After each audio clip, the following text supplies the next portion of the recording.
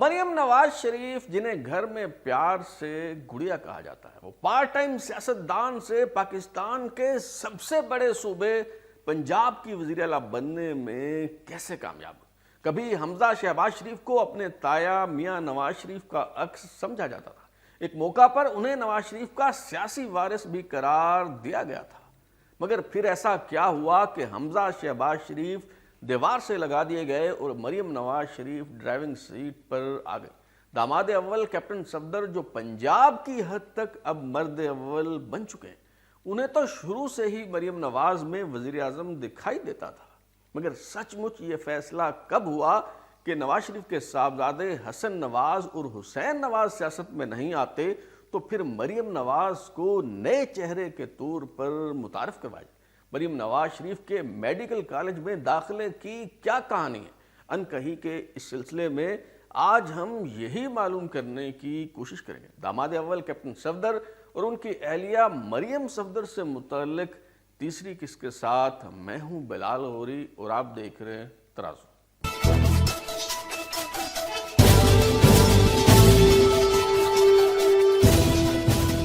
Maryam Nawaz Sharif doctor بننا چاہتی تھی، ایف ایس سی کے بعد میڈیکل کالج میں ان کا داخلہ نہ ہو سکا تو آرمی میڈیکل کالج راولپنڈی میں ایک نشست کی گنجائش پیدا کر کے ایم بی بی ایس میں داخلہ کروا دیا گیا۔ یہ جو تصویر سوشل میڈیا پر کہیں دکھائی دیتی ہے جس میں مریم نواز خواتین فوجی ڈاکٹرز کے لیے مخصوص یونیفارم میں ملبوس ہے، دراصل انہی دنوں کی ہے۔ بعد ازاں یہاں سے king Edward medical college Lahore میں مائیگریشن کروا لی گئی، مگر یہ معاملہ میڈیا کی زینت بن جانے پر صورتحال اس قدر بگڑ گئی کہ مریم نواز کو ایم بی بی ایس کی تعلیم ادھوری چھوڑنا پڑی اور پھر بعد ازاں انہوں نے انگریزی ادب میں ماسٹرز کیا۔ تحریک انصاف کی رہنما ڈاکٹر یاسمین راشد نے چند برس قبل ایک پریس کانفرنس کے دوران اس حوالے سے انکشافات کیے تھے۔ میں ایک مختصر بات کرنا چاہتی ہوں۔ جہاں تک مریم بی بی کا تعلق ہے، جہاں آپ بیٹھے ہوئے ہیں بہت دھیان سے بیٹھے اور بہت دھیان سے بات کرنی چاہیے۔ یہ لاہور جو ہے نا، یہ ہر بندہ ہر بندے کو جانتا ہے، میرا خیال ہے یہ تو کسی سے چھپی ہوئی بات نہیں ہے۔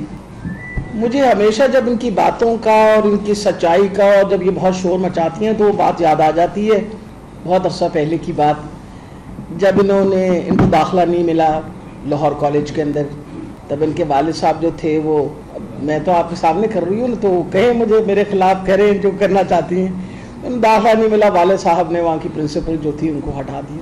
اور ہمیں یاد ہے کہ وہ آپ لوگ جو پرانی اخباریں کھولیں گے تو دیکھ لیں گے، وہاں سڑکوں پہ لڑکیاں آ گئیں، انہوں نے شور مچایا، واپس پرنسپل کو لگانا پڑا۔ اور پرنسپل جو تھی وہ بھی بڑی اعلیٰ پرنسپل تھی، اس نے کہا اس کے باوجود میں نہیں اس کو واپس رکھوں گا، اور ان کو پھر دوسری کالج میں داخلہ ملا، وہ جس طرح بھی داخلہ دلوایا، والد صاحب چیف منسٹر تھے ان کے۔ پھر اس کے بعد کیا ہوا کہ ان کو میڈیکل کالج میں نہیں داخلہ ملا۔ جب میڈیکل کالج میں نہیں داخلہ ملا تو آپ نے ان کی وہ تصویر بھی تو دیکھی ہوگی نا، فوجی جو تصویر ہے، تو فوج والوں نے داخلہ دے دیا۔ جس فوج والوں کو آج کل آپ برا بھلا ان کے ساتھ اچھے تعلقات تھے، سیٹ لکھی باقاعدہ، اور پھر کوئی 3-4 مہینے کے عرصے کے بعد جس کالج میں میں پڑھا رہی تھی کنگ ایڈورڈ میں، جو سب سے اوپر میرٹ ہوتا ہے، سب سے ہائیسٹ میرٹ، وہاں مائیگریشن ہو گئی۔ میں سوال پوچھنا چاہتی ہوں کہ بیٹا تمہیں پتا تھا کیسے ہوئی ہے یہ سارا کچھ؟ تمہیں پتا تھا یہ سب غلط کام ہو رہا ہے؟ نہیں، اس بیچاری کو کیا پتا، اس کے ابا کر رہے تھے نا، اس کے ابا یہ غلط کام کر رہے تھے، اس بیچاری کو تو پتہ ہی نہیں تھا کہ اس کے ساتھ یہ زیادتی ہو رہی ہے۔ پھر یہ ہے کہ جی انہوں نے کلاسیں نہیں اٹینڈ کی، ان کا داخلہ نہیں بھیجا۔ یہ باتیں یہ ٹریننگ کے حصے میں شامل ہوتی ہیں کسی بھی بچے کے۔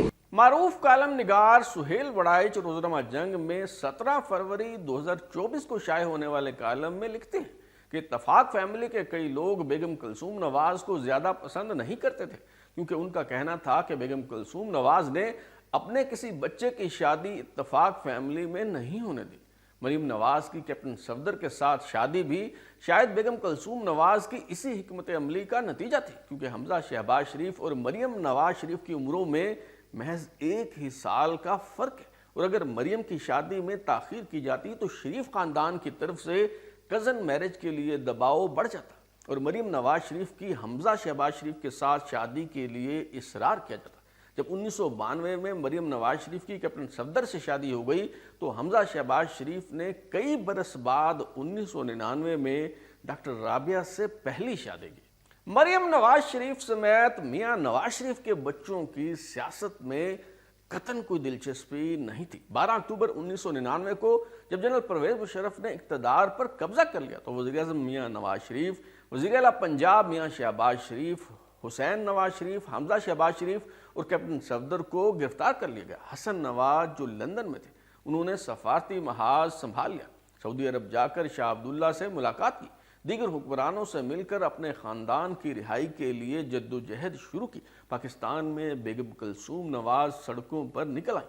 مریم نواز نے یہاں پاکستان میں سفارتکاروں سے مل کر شریف خاندان کا مقدمہ لڑنا شروع کر دیا۔ جنرل پرویز مشرف نے شروع میں تو ٹال مٹول سے کام لیا، لیکن جب شاہ عبداللہ ناراض ہو گئے اور دو ٹوک پیغام دیا کہ ایٹمی دھماکوں کے بعد پاکستان کو جو مفت تیل دیا جا رہا ہے وہ بند کر دیا جائے گا، تو انہیں گھٹنے ٹیکنا پڑے۔ آخرکار یہ کاوشیں رنگ لائیں اور میاں نواز شریف کے خاندان کو دیگر تمام سرکردہ افراد کے ساتھ جلا وطن کر کے سعودی عرب بھیج دیا گیا۔ شریف خاندان کا ایک فرد جسے پاکستان میں چھوڑ دیا گیا، اس کا نام حمزہ شہباز شریف ہے۔ کہا جاتا ہے کہ حمزہ شہباز شریف اپنے تایا جیسی عادات و اطوار اور خصوصیات کے حامل ہیں، اور نہ صرف اس کی سیاسی تربیت میاں محمد نواز شریف نے خود کی ہے بلکہ اسے اپنا جانشین بھی قرار دیا ہے۔ سوال یہ ہے کہ مریم نواز شریف کی سیاست میں انٹری کب اور کیسے ہوئی؟ آخر ایسا کیا ہوا کہ حمزہ شہباز شریف دیوار سے لگ کر رہ گئے اور مریم نواز شریف پنجاب کی وزیر اعلیٰ بن گئی؟ مریم نواز شریف کے شوہر کیپٹن صفدر کہتے ہیں کہ وہ شروع سے ہی اپنی اہلیہ مریم نواز شریف کو وزیر اعظم کے طور پر دیکھ رہے ہیں۔ تو مریم نواز کو 2018 سے وزیر اعظم دیکھ رہا ہوں، بلکہ میں نے جب سے شادی ہوئی اس کو وزیر اعظم ہی دیکھ رہا ہوں۔ لیکن حقیقت اس کے بالکل برعکس ہے۔ 2013 کے عام انتخابات سے پہلے مریم نواز شریف کے سیاست میں آنے کا کوئی امکان نہیں تھا، اور 2017 سے پہلے کوئی سوچ بھی نہیں سکتا تھا کہ حمزہ شہباز شریف کے بجائے مریم نواز میاں نواز شریف کی جانشین اور سیاسی وارث بن جائیں گی۔ مریم نواز جنہیں گھر میں پیار سے گڑیا کہا جاتا ہے، ایک گھریلو خاتون کے طور پر زندگی گزار رہی تھی۔ 12 اکتوبر 1999 کے بعد انہوں نے سیاست کی جھلک تو دیکھی، مگر کلثوم نواز کی طرح ان کی یہ تگ و تاز محض اپنے خاندان کو بچانے کے لیے تھی۔ سعودی عرب میں جلاوطنی کے دوران مریم نواز شریف کو اپنے والد کے ساتھ وقت گزارنے کا موقع ملا۔ اس دوران سیاست پر طویل گفتگو ہوا کرتی، لیکن کسی موقع پر یہ تجویز زیر غور نہیں آئی کہ مریم نواز عملاً سیاست کے میدان میں فعال کردار ادا کرے۔ میاں نواز شریف پاکستان واپس آ گئے۔ 2008 کے انتخابات کے بعد شہباز شریف پنجاب کے وزیر اعلیٰ بن گئے تو تب بھی مریم نواز پس منظر میں رہی۔ 2013 کے عام انتخابات سے پہلے مریم نواز کو پارٹ ٹائم سیاستدان کے طور پر متعارف کروانے کا فیصلہ ہوا، کیونکہ تحریک انصاف کے چیئرمین عمران خان نے یوتھ کو اپنا گرویدہ کر لیا تھا، اور سیاسی طور پر اس کا توڑ کرنے کے لیے نیا چہرہ سامنے لانا ناگزیر تھا۔ ابتدائی طور پر مریم نواز شریف کی توجہ سوشل میڈیا پر مسلم لیگ نون کی موجودگی یقینی بنانے اور نوجوان نسل کو متحرک کر کے اپنے ساتھ جوڑنے تک محدود رہی۔ 2013 کے انتخابات کے دوران بیانیہ بنانے اور انتخابی مہم چلانے میں مریم نواز نے کلیدی کردار ادا کیا۔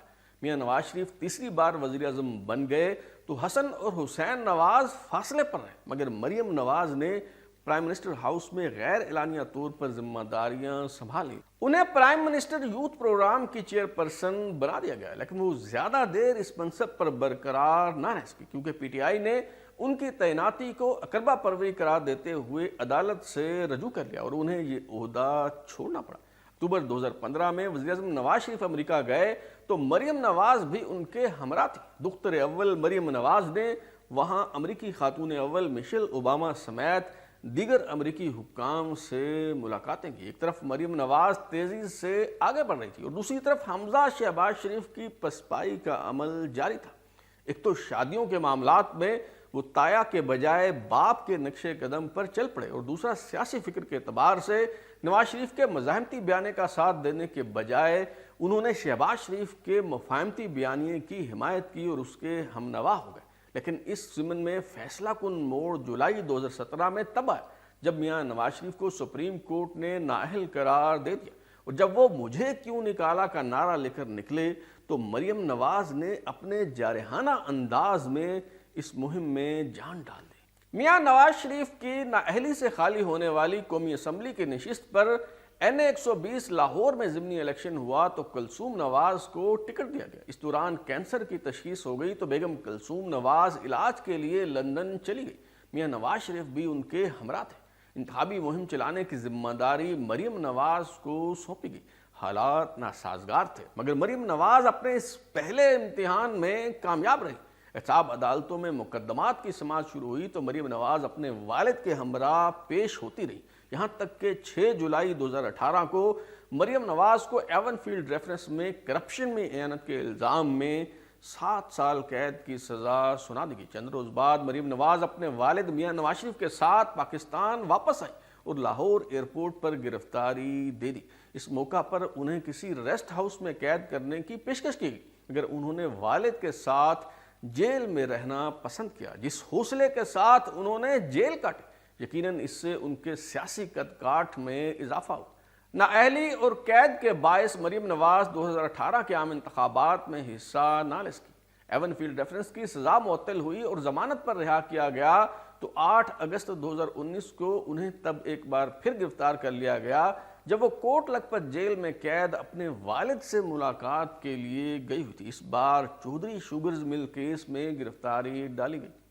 اس دوران مریم نواز نے جس جرت اور بے باکی کے ساتھ ووٹ کو عزت دو کے بیانیے پر ثابت قدمی دکھائی، اس سے مسلم لیگ نون کے ورکرز کو ان میں نواز شریف کا پرتو تو نظر آیا اور یہ بات بھی محسوس کی جانے لگی کہ نواز شریف کی جانشینی کا فرض مریم نواز ہی نبھا سکتی ہیں۔ اس دوران مریم نواز نے 27 دسمبر 2020 کو بینظیر بھٹو کی برسی کے موقع پر گڑھی خدا بخش میں جا کر بلاول بھٹو زرداری کے ساتھ تقریر کی اور سیاسی بالغ نظری کا مظاہرہ کیا تو اس بات کو بھی خاصا سراہا گیا۔ سب جان گئے کہ اب وہ پارٹ ٹائم سیاستدان نہیں رہی۔ جنوری 2023 میں جب مریم نواز کو مسلم لیگ نون کا سینئر نائب صدر اور چیف آرگنائزر بنایا گیا تو دراصل یہ بہت واضح اشارہ اور پیغام تھا۔ جب مریم نواز لیڈر بن گئیں تو پھر سیاسی مخالفین کی طرف سے انہیں تنقید کا نشانہ بنایا جانے لگا۔ عمران خان نے ان پر نانی کی پھپتی کسنا شروع کر دی، یہاں تک کہ مریم نواز کا لائف سٹائل، کپڑے، بیگ، جوتے اور کافی کا مگ بھی زیر بحث آنے لگے۔ بیٹے جنید صفدر کی شادی کے موقع پر نہ صرف مریم نواز کے بھڑکیلے لباس پر انواع و اقسام کی باتیں کی گئیں بلکہ شادی کی تقریب میں گنگنانے پر بھی بھانت بھانت کے تبصرے کیے گئے۔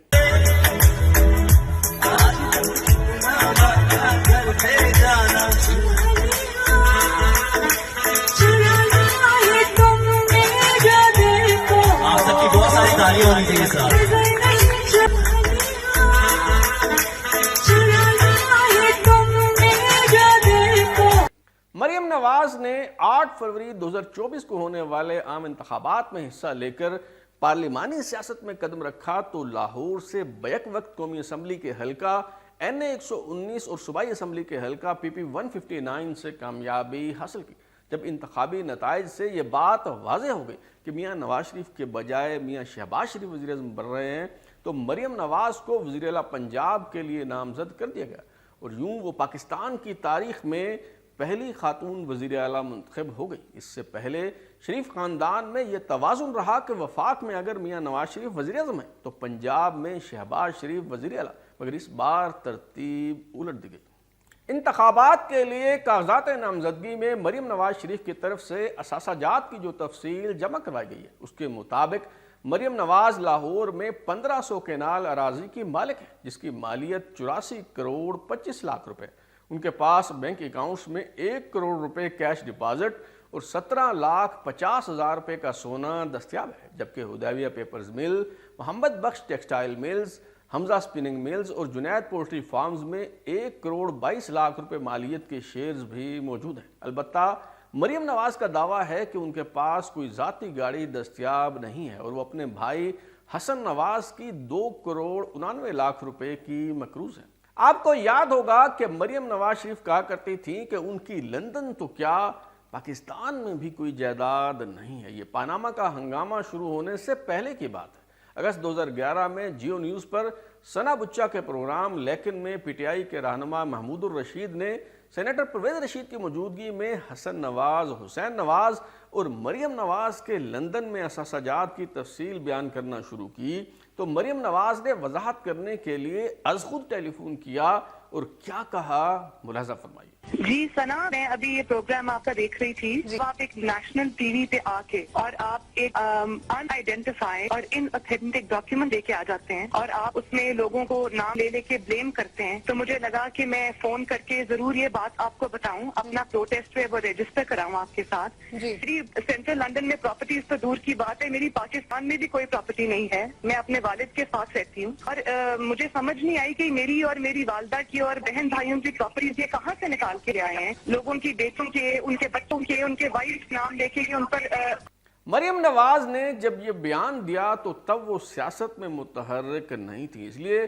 ان کی اس بات کو غیر سیاسی بیان کہہ کر نظر انداز کیا جا سکتا ہے۔ سوال یہ ہے کہ کیا وہ سچ مچ خود کو نواز شریف کا جانشین ثابت کریں گی؟ اگر ایسا ہے تو پھر کسی موڑ پر اسٹیبلشمنٹ کے ساتھ محاذ آرائی ہرگز خارج از امکان نہیں، کیونکہ مقتدر حلقوں کے نزدیک پنجاب ہی پاکستان ہے۔ آپ کو یاد ہوگا کہ عمران خان سے بھی لڑائی کا آغاز اسی نقطے پر ہوا تھا کہ انہوں نے وزیر اعلیٰ پنجاب عثمان بزدار کو تبدیل کرنے سے انکار کر دیا تھا۔